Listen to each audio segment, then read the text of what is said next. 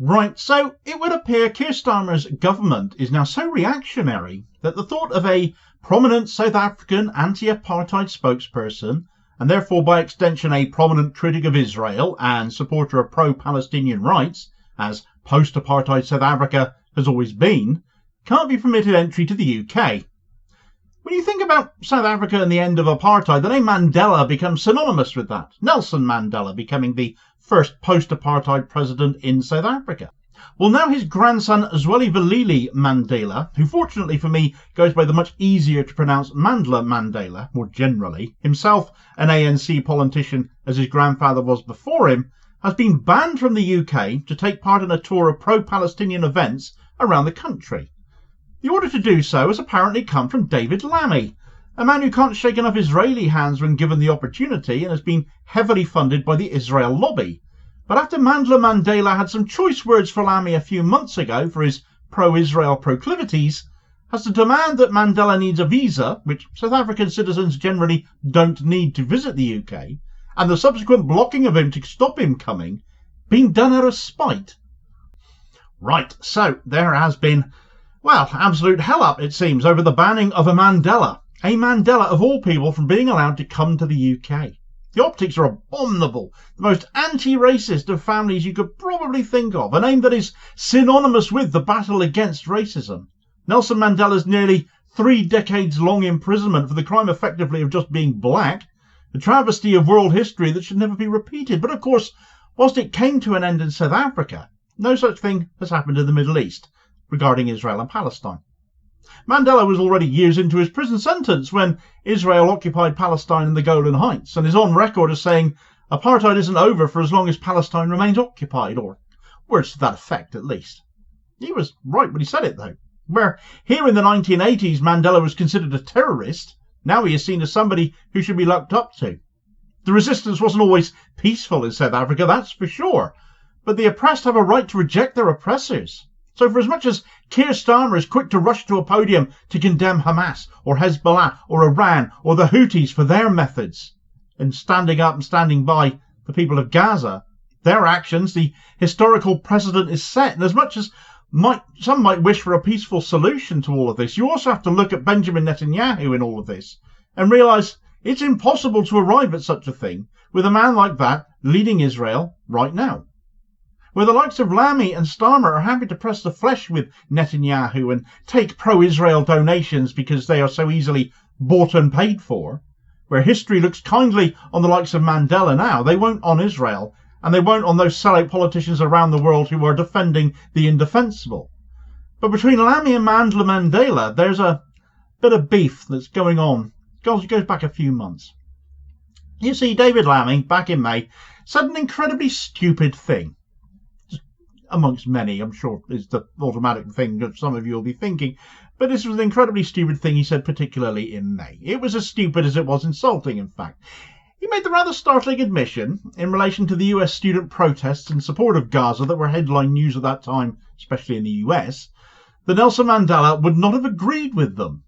He was at that time addressing a Republican rally in Washington, D.C., and said this whilst discussing how a future Labour government might be able to work with a second Trump administration. So this was par for the course for Lammy. He'd previously called Trump a neo-Nazi supporting sociopath, but Jeremy Corbyn was in charge of the Labour Party then, and Lammy was going around as a born-again socialist. Now he shakes hands with Netanyahu and creeps about for Keir Starmer. He is the epitome of a careerist politician. Now, perhaps Lammy thought he was being clever about all of this, in the crowd he was talking to, with South Africa having taken Israel to the International Court of Justice on the grounds of violating international humanitarian law, on the grounds of it committing genocide. In fact, South Africa had just, at the time of Lammy's idiocy, had just submitted another urgent request for the indication and modification of previous provisional measures that the ICJ had handed down, measures they succeeded in getting, in light of the changed circumstances specifically relating at that point to the growing Israeli incursion into Rafah, stating that the remaining existence of the Palestinian people of Gaza was at stake at that point. And with 1.6 million people trapped in Gaza, as was the case, or trapped in Rafah, as was the case then, and with Israel having illegally taken control of the Rafah border crossing by that point as well, violating peace accords with Egypt too. So the escalation was pretty plain to see, and Lammy just had to turn the screw on it, perhaps. But Lammy bringing up Mandela when he did, which was on the 9th of May, was particularly egregious as far as timing went too. Because if Lammy weren't so clueless regarding South Africa and Nelson Mandela himself, he might have known this was a particularly bad idea and remarkably bad timing.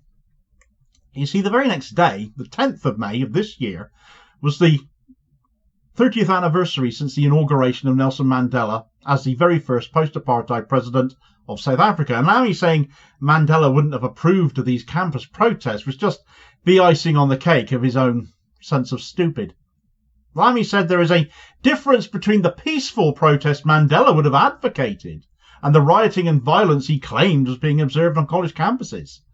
The violence was coming from the police from where I was looking and the videos I made covering those events. But this also served to show Lammy had no idea who Mandela really was. But one guy who did is the former ANC politician who is now resident here in the UK and who ran against Keir Starmer in Holborn and St Pancras at the general election earlier this year and saw Starmer's majority virtually halved to boot, Andrew Feinstein.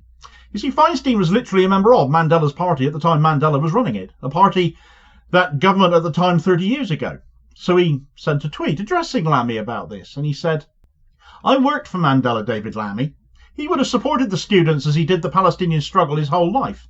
Don't besmirch the name of a liberator, a freedom fighter who instigated civil disobedience and the armed struggle, a person of principle, i.e. everything you are not." That's truth told. And with Feinstein resident here in the UK, not a lot you can do about him, David Lammy? But Mandela wasn't all about peaceful protest. Liberation sometimes has to come with a fight, and actually, coming from somebody like Andrew Feinstein making that point, who has, since his time in South African politics, devoted his life to battling the global arms sales racket that so many nations disgustingly profit out of, such as the steady supply to Israel from the US, as who Lammy was addressing at that point as a for instance, that point made by him carries even more weight. But aside from Feinstein, though, another Mandela happened to wade into this argument too, giving what I would argue was one of the biggest, most deserved bee stings of David Lammy anyone has ever given him, and this was Mandla Mandela. He issued a damning statement about those student protests the very next day, on that 30th anniversary of Nelson Mandela becoming president, which completely undermined Lammy, and he directly called him out as well. "We call on students all over the world to emulate the student protest encampments on USA university campuses. Friday, 10th of May 2024. Today marks 30 years since the inauguration of President Nelson Zwelivelile Mandela on the 10th of May 1994. I dedicate the memory of this day to the students protesting on USA university campuses, calling for an immediate ceasefire of the genocide of Gaza and supporting the struggle of the Palestinian people for freedom. We recall Madiba's historic words on this day when he said, 'We dedicate this day to all the heroes and heroines in this country and the rest of the world who sacrificed in many ways and surrendered their lives so that we could be free.' Contrary to what David Lammy, the Labour MP in the UK, would like us to believe, Madiba acknowledged the heroes in the civil rights movement in the USA and campuses over the world who regularly protested for our freedom. He himself was of that generation of South African youth who called for the armed struggle in the face of increasing state brutality in dealing with peaceful protest against apartheid. The youth on USA campuses are emulating and following in the brave footsteps of the youth of 1968 who came out openly protesting against the war in Vietnam. On countless occasions acknowledged the role of the student protests of 1976 Soweto uprising for playing a seminal role in our march to freedom. From his prison cell, he echoed the call to the students of the 1980s to make South Africa ungovernable. David Lammy mustn't be an apologist for apartheid Israel and for the ongoing genocide in Gaza.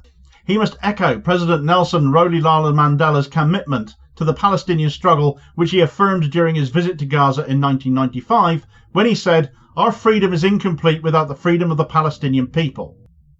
We call on David Lammy to stop being an apologist for genocide and instead encourage all students on UK and European university campuses to emulate their fellow students in the USA in their call for a ceasefire in Gaza and support the struggle of the Palestinian people for freedom.